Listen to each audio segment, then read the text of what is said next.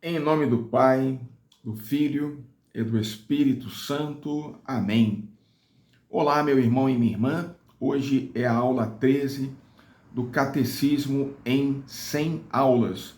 Nós estamos na página 102 do Catecismo, no parágrafo 6, tratando sobre o tema o homem.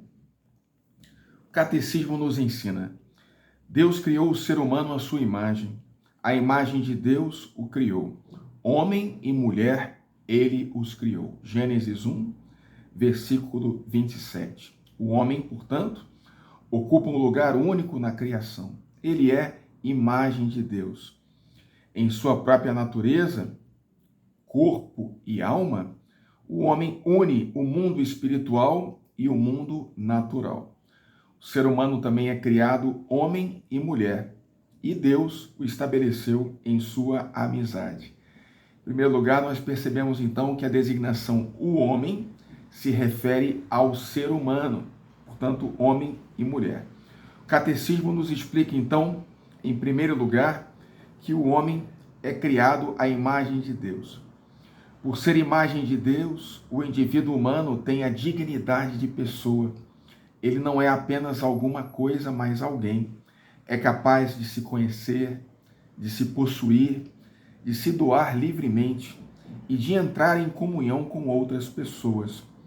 Ele é chamado, por graça, a uma aliança com o seu Criador, a oferecer-lhe uma resposta de fé e de amor que ninguém mais pode dar em seu lugar. Na realidade, diz o Catecismo, o mistério do ser humano só se torna verdadeiramente claro no mistério de Jesus, que é o Verbo de Deus encarnado. Ele é o modelo da perfeição de todo ser humano. Se o primeiro homem, Adão, ele teve um fim, sobretudo pelo pecado, o novo Adão, que é Jesus, ele não terá fim. E, na verdade, Jesus, ele está na origem do ser humano e está também na sua consumação. Ou seja, nós, seres humanos, somos chamados à perfeição em Jesus Cristo. Ele é o modelo perfeito de todo ser humano e é através dele que nós alcançamos a comunhão com Deus. Então, o Catecismo nos explica que o ser humano é criado corpo e alma, uno em corpo e alma. Ele explica então o Catecismo. A pessoa humana criada à imagem de Deus é um ser, ao mesmo tempo, corporal e espiritual. Isso está explícito na passagem do Gênesis, capítulo 2, versículo 7, que diz: O Senhor Deus formou o ser humano com o pó do solo, soprou-lhe nas narinas o sopro da vida, e o ser humano tornou-se um ser vivente. Portanto, nós, seres humanos, nessa totalidade de corpo e alma, somos desejados por Deus, assim, corpo e alma. O corpo, embora seja mortal, ele é animado por uma alma que é imortal. Mas aqui percebemos que bonito, a dignidade do corpo. Nós não somos uma religião que rejeita o corpo. Pelo contrário, nosso corpo é templo do Espírito Santo. Então, o corpo do homem participa da dignidade, da imagem de Deus.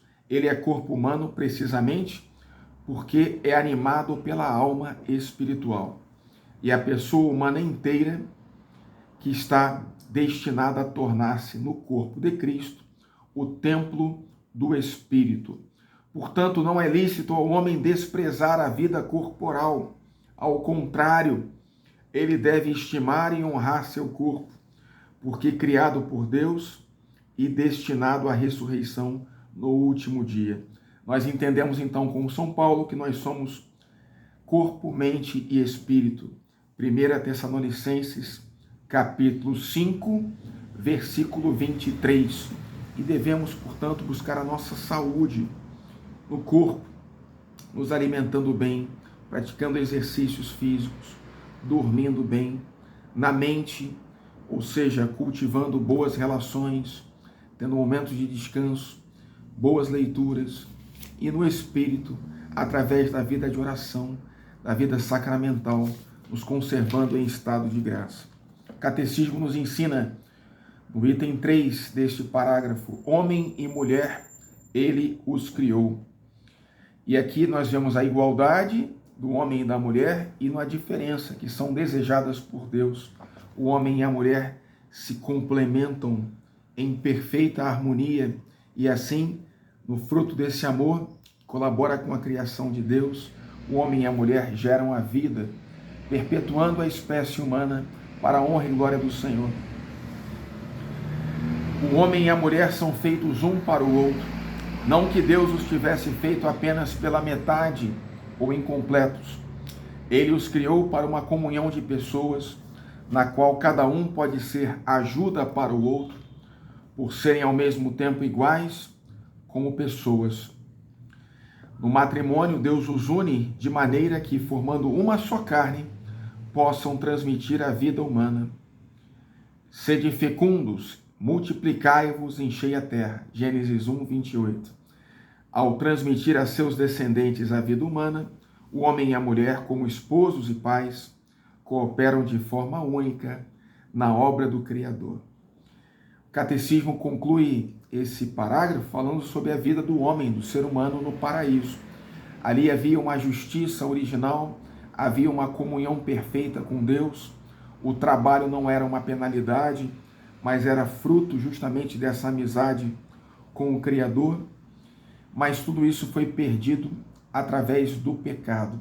O pecado trouxe desarmonia entre o ser humano e Deus, o ser humano com o próximo e o ser humano com a natureza, desarmonia do ser humano com si mesmo.